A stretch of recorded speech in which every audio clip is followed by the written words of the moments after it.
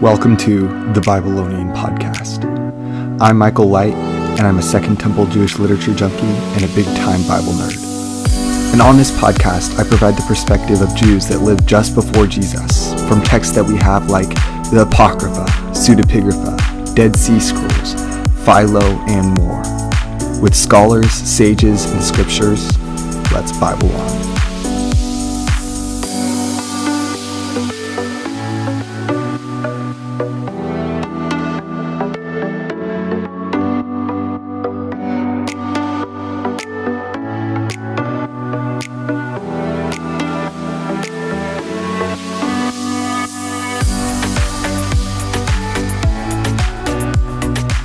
In this episode, I'm actually going to be starting an entirely new season on the Apocrypha.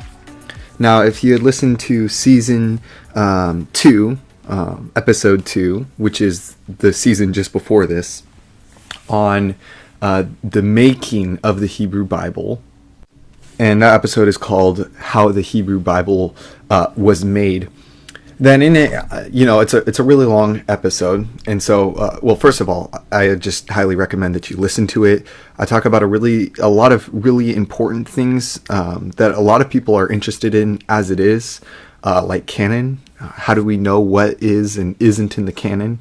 If you didn't know, just about the only canon that is argued about is the quote-unquote Old Testament canon. I say quote-unquote, I'm not really a big fan of the term Old Testament.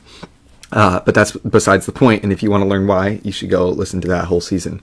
But I get into in depth kind of about the Apocrypha and what it's called Pseudepigrapha. And right now, I'm reading through the Apocrypha, and I'm taking notes on their references to the scriptures. That's the Hebrew scriptures and the apostolic writings known as the New Testament. And I'm writing those down, and you can find all those on my website, by the way, michaeljlight.com or thebabylonian.com, and you just go to Works and Writings, and you click the Apocrypha. And you can also see, I'm updating that page as I'm adding notes, and with each book that I finish, and I'm going to be finished right now. I'm planning on finishing by the beginning of 2024, and with the pace I'm headed at, probably maybe even before that. And so, and also another thing to add is the Apocrypha that I'm using right now is the 5th edition of the Oxford Annotated New Revised Standard Version Apocrypha. And so there are some texts in there that actually overlap with the Old Testament Pseudepigrapha that I read previously. That was Charlesworth's edition. And that's because simply the term Apocrypha is a pretty loosely used term. And it can mean quite a couple of different things. And even I myself I was confused at the beginning as to what it really meant. And so I'll jump into that a little bit later in this episode.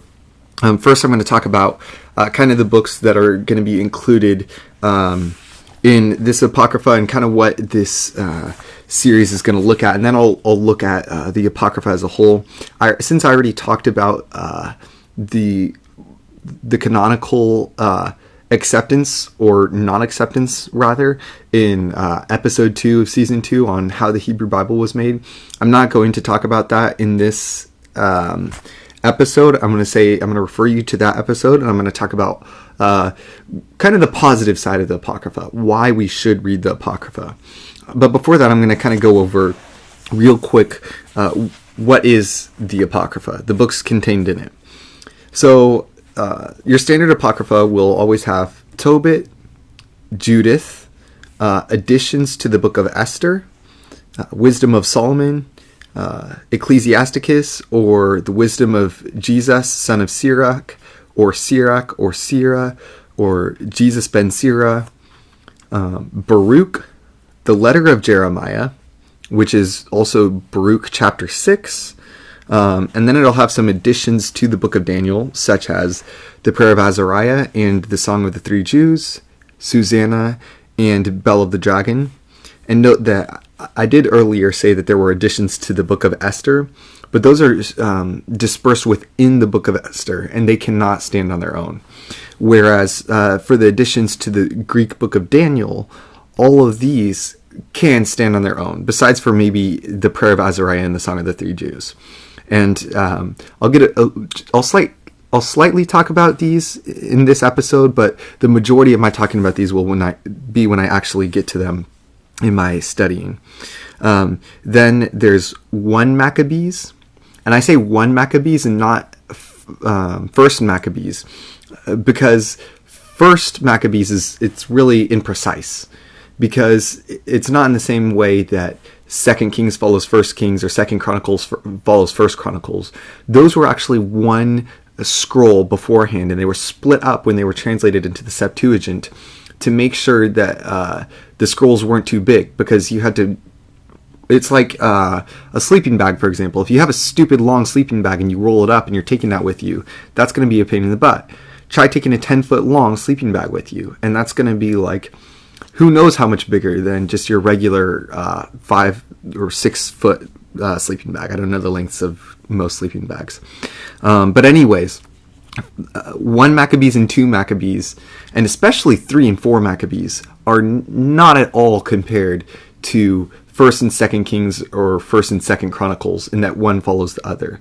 Second Maccabees is a retelling, a more religious retelling of 1 Maccabees that highlights martyrdoms. It's the first book to talk about, to use the term for a vicarious death. It especially highlights the martyrdom of faithful and pious Jews, and shows kind of the divine interaction in the Maccabean revolt. And 1 Maccabees is it covers even more of the historical scope of it, and it's more of an overview with a little bit less, well, just quite a bit less of this very heavy kind of semi-apocalyptic imagery of angels stepping onto the scene to aid the Maccabees and the Jews that are faithful in their kind of not following the king and praying and asking that he doesn't desecrate the temple. So those, you will find that in any apocryphal grouping, no matter what. If you find a Catholic Bible, those books will be in there. In Greek and Slavonic Bibles, you also have 1 Esdras, which is actually 2 Esdras in Slavonic and 3 Esdras in the appendix to the Vulgates. So most people just call it 1 Esdras, but it can also be referred to as 2 and 3 Esdras, which is not at all confusing. Then there's the Prayer of Manasseh. There's Psalm 151, which is actually Psalm 150 in the Greek Bible. And then there is 3 Maccabees. And then in the Slavonic Bible and the Latin Vulgate, there's 2 Esdras, which is 3 Esdras in the Slavonic and 4th Esdras in the Vulgate appendix. And in Greek, in the appendix to Greek Bibles, there is 4 Maccabees. Now, this Oxford annotated Apocrypha has all of these. Now, as I mentioned beforehand, I've already spoken to some of these. I've already taken notes on some of these in my reading through of Charles Worth's Old Testament pseudepigrapha. So I've already read through 1 and 2 Esdras. I've read Prayer of Manasseh, Psalm 151, 3 and 4 Maccabees. And so I'm not going to be covering these. At least my plan right now is not to cover these in this podcast. And my notes that are, again, on my website under my works and writings, under the Babylonian.com, will be replicating the references and the questions and notes and so forth as I took in the Old Testament pseudepigrapha. So I'm just going to look at that and then reference that over. Next, I'm just going to kind of go into what is the Apocrypha. So when somebody says Apocrypha, the most used definition that I've heard is the books that are found in the Catholic Bible, but that aren't in the Protestant or the Jewish Bible. And so that's how most people use it. And I don't think that's a very helpful term. I don't think that's very helpful at all, to be honest. And I'll tell you why. I think that the Apocrypha is actually a broader term. And this is how some people use it, but maybe not all the time.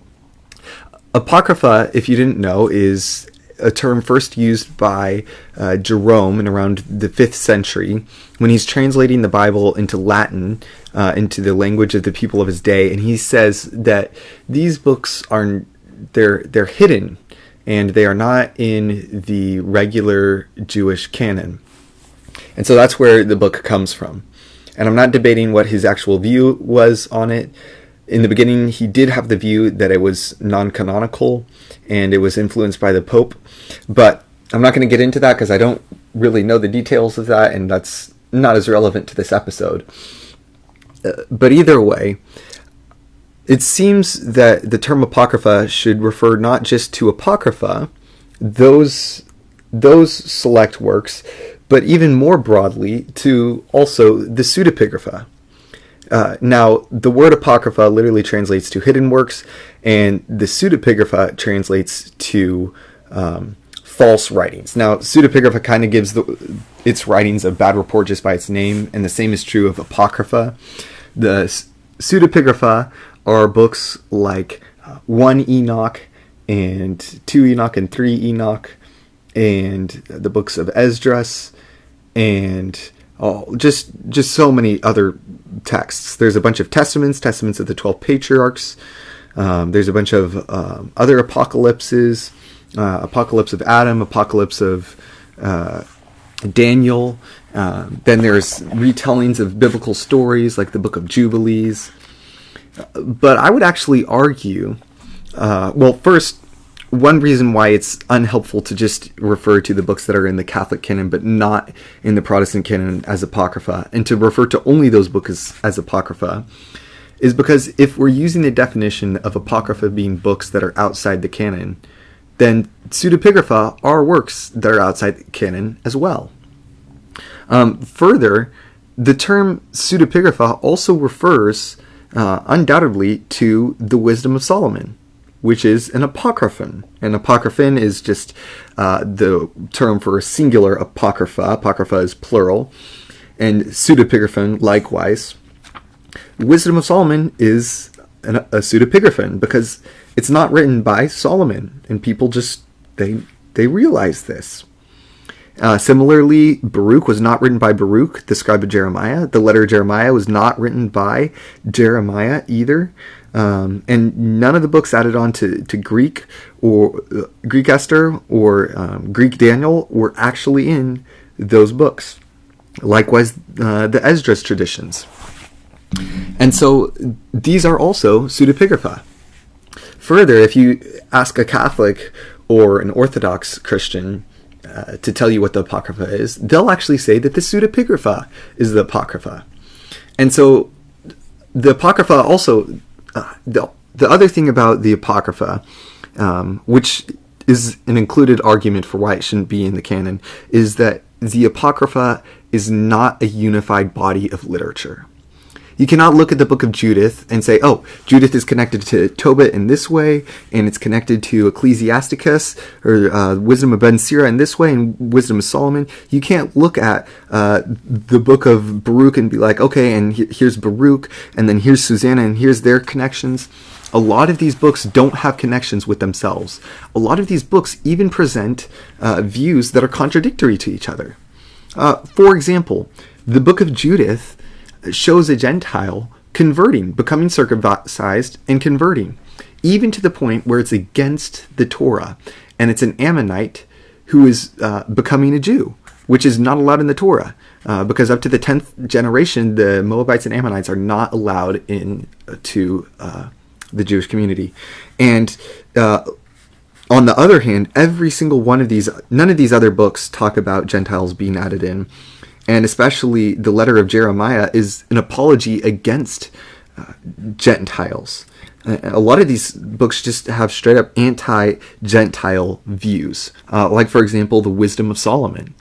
And so these books should not be understood in the same way that we can understand the Tanakh, the Hebrew scriptures, or even the apostolic writings. Now, remember, the Hebrew scriptures are written over thousands of years, and they're about sequential narratives that follow after each other. And so there is actual connection and development and building on of ideas as it goes. Whereas the New Testament, it's all written by people at the same time. They're writing letters to the different churches that are struggling with things. So whereas, and the Bible Project podcast does a good job of providing this imagery.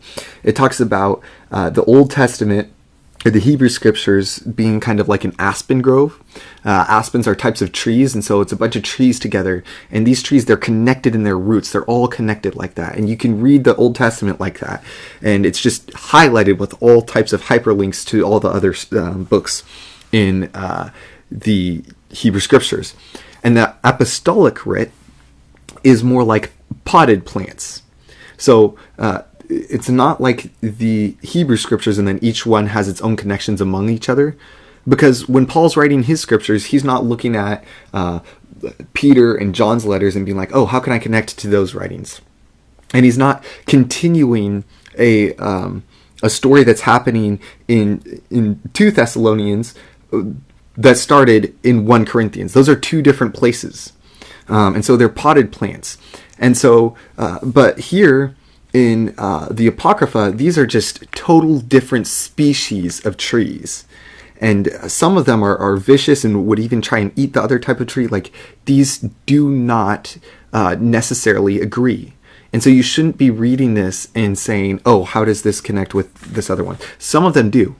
Some of these people have read these other scriptures, or are at least familiar with oral traditions that are the basis for other scriptures. For example, even in this next episode, we'll talk about how in Tobit, Tobit is familiar with other traditions that are connected to Jubilees, the book of Jubilees. He's also connected to traditions like Ahikar and those apocalyptic traditions. Judith is connected to the Maccabees, and so they all have their own tradition. Some of them are more or less connected than others.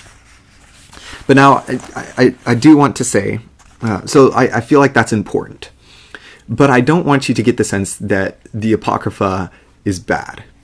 I do think it's important to read it carefully, because there was a lot of Hellenization. Hellenization means the Greek influence on the Jews, because a lot of these books originated in Greek. They were never written in Hebrew in the first place. And they're written by Jews in a time when there's a lot of Jews totally just giving up their faith and blending in with the Romans so that they aren't persecuted. And a lot of the views expressed in this are actually anti these apostate Jews more than they are anti-Gentiles. Not all of them. Again, it's not univocal.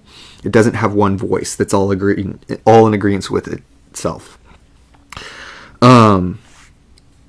So these texts are good. They do have questionable doctrines and ideas in them. For example, I think it's 2 Maccabees. It may have been 1 Maccabees that talks about praying for the dead. Tobit may have a tradition of offering food for the dead. Judith was one of the less popular apocryphans in her time, especially because she just straight up asks and prays to God that God would use her deception to overthrow this Greek ruler. And so it's not that we shouldn't take the Apocrypha with a grain of salt. However, as with any conversation that we want to enter in with humility and in loving our neighbors, we want to have in our mind the idea that we can actually learn from the authors of the Apocrypha.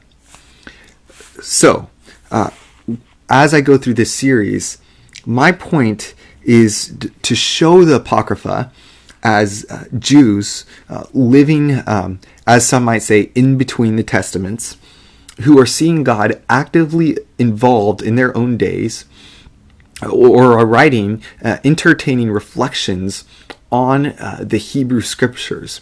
And a lot of times there are connections in the New Testament, even presuppositions that the readers of the New Testament are already familiar with the stories that are here in the Apocrypha. For example, Hebrews is just straight out in the Hall of Faith in the end, in chapter 13. It's just straight up assuming that you already know about the martyrdoms in 2 Maccabees and about Isaiah being sawed in half in Martyrdom and Ascension of Isaiah. Now, it glances over these in like a couple of words. However, when you read through Hebrews 13 and you already have read through or you know about the tradition of 2 Maccabees and Martyrdom and Ascension of Isaiah, boom, you already know what he's talking about. And similarly, Romans, the beginning of Romans is very close to Wisdom of Solomon. There's just a lot of good that can come from reading and understanding this stuff. The Apocrypha is the stuff that the apostles were reading. So this is not bad stuff in the same way that Christian books that you read today that aren't inspired aren't bad stuff either. And if somebody wanted to study the church and its theology today, then they would have to read the same things as we're reading. And in the same way, if we want to understand the apostles and what they have to say, we have to read the same stuff that they're reading. And first and foremost, that is the Hebrew Scriptures. So if you don't already love the Hebrew Scriptures, then I hope this is an encouragement to you to see through texts that are by authors that have meditated deeply on those texts, that those texts are profound, and that they're brilliant and beautiful, and that you'll get a love for it. As I talk about in my second podcast episode, my Trail of Theology, I talk about how the book of Tobit was one of those books that opened my eyes to see, whoa, this book is super strange to me. It makes very little sense. There's a bunch of really weird stuff, like this bird coming and pooping on this guy's eyes, and then this guy becoming blind, and then this fish coming, and it's by this fish's guts being smeared over this guy's eyes that he's made whole again. Anyways, I'll get into that in the next episode. But that really opened my eyes, and I had this perspective of what if I applied that to the rest of the scriptures. And I hope that that is the perspective that you take when you are coming to the Apocrypha. And so the last thing that I want to talk about in this podcast episode is kind of the main ideas behind the majority of the Apocrypha and Pseudepigrapha, and the two texts in the Hebrew Scriptures that I believe are so fundamental, just their mindset, that this is the mindset that these apocryphal writers are having. So the first of these is the book of Deuteronomy. The book of Deuteronomy comes from deutero, meaning second, and nomos, meaning law. It's the second giving of the law. And so right before Israel goes into the land, Moses is giving this one extended dialogue about he's re-giving the law. And at the end of it, I think it starts in chapter 27 and goes on to like 31, I want to say, but I could be wrong. Read the whole book and make sure.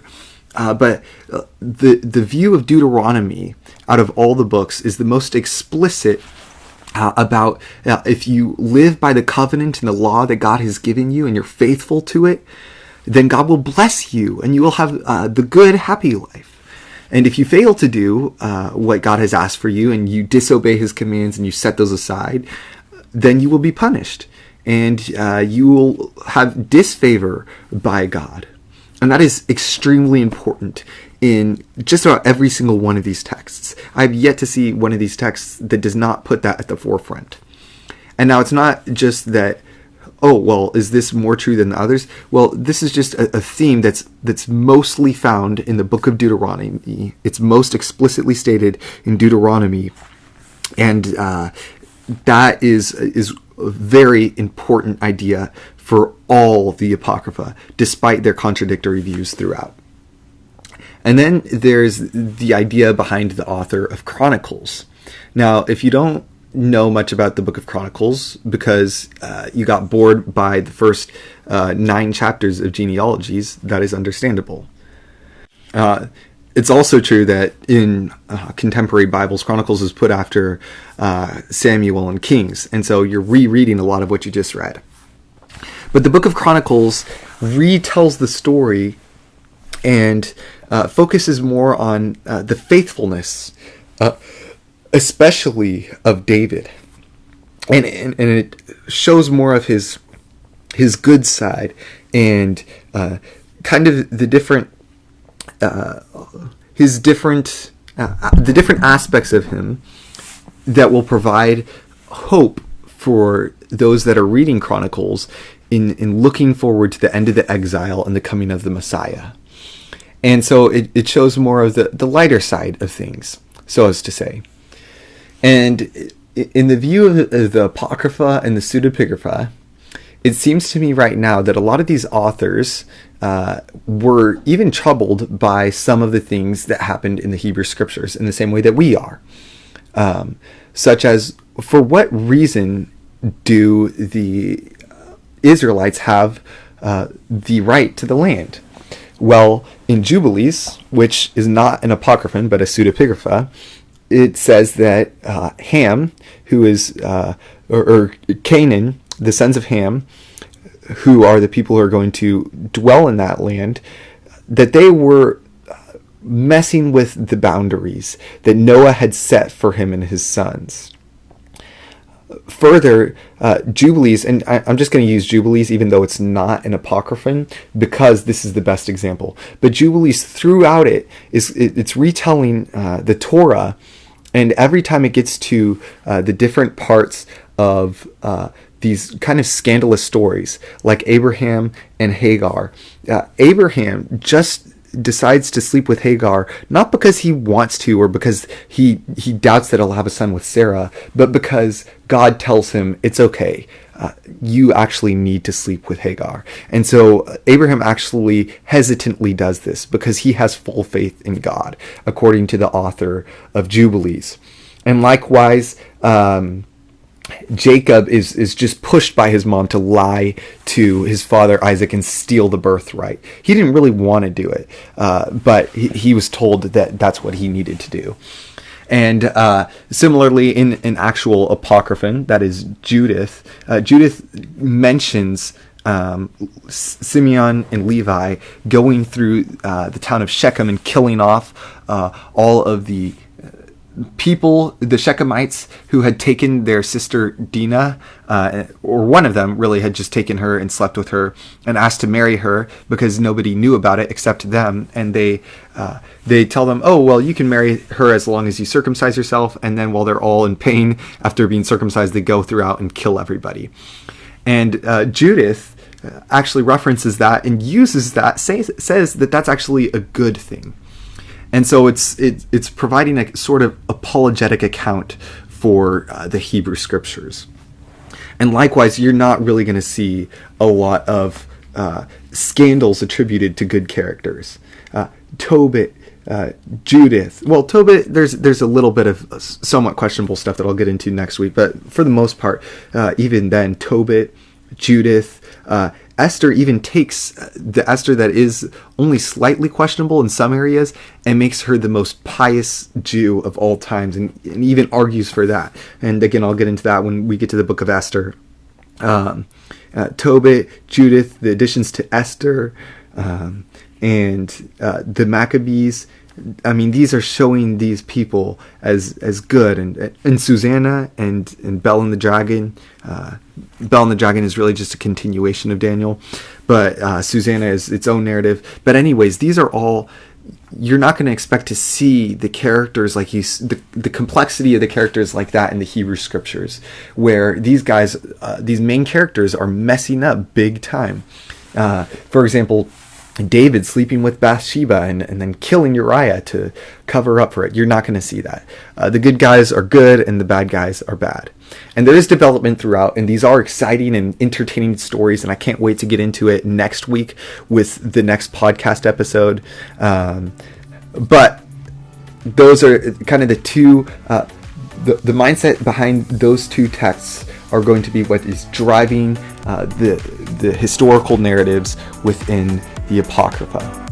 And with all that, I will be uploading next week on the book of Tobit, and I hope you're here to hear that. But until then, I will see you in Babylonia.